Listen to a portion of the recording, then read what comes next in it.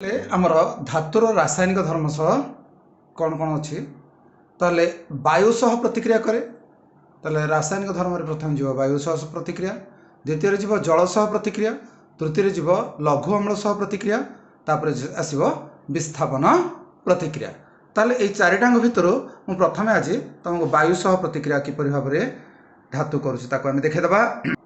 ताले वायु सह प्रतिक्रिया आमे किपरि भाव में होछि ताको आमे केमते लिखिबा।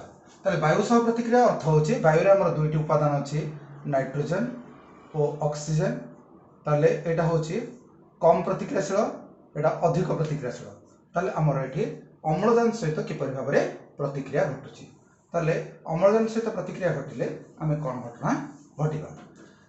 ताले धातु युक्त अम्लजान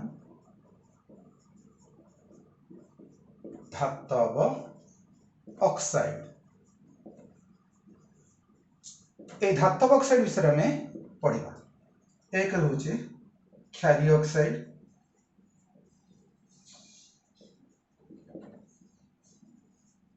दुई रोचे हमर एम्फोटेरिक ऑक्साइड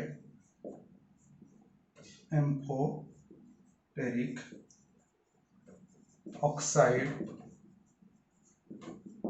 तीन रा कौन होची हमर सरंखी ऑक्साइड सरंखी ऑक्साइड।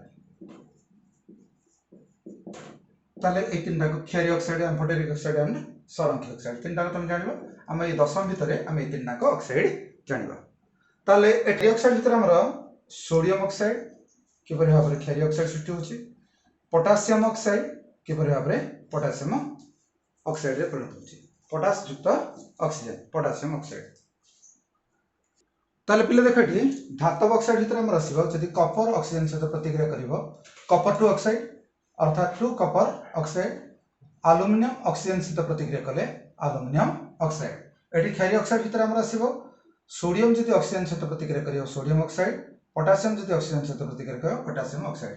एम्फोटेरिक ऑक्साइड भितर हमर साधारणतः aluminium oxide Al2 oxide zinc oxide and lead oxide एगुड़िक सब होचंती हमर सरंखी ऑक्साइड।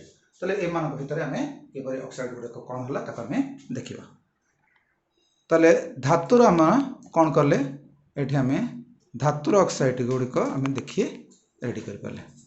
तले हमर एठी 3 मिनिट रा वीडियोटी थिला जोथरे कि हमें वायु सह रासायनिक प्रतिक्रिया करी हमर धातु प्लस अम्लजान किपरि भाव में धातु ऑक्साइड सृष्टि करछि ता हमें जानि पारले।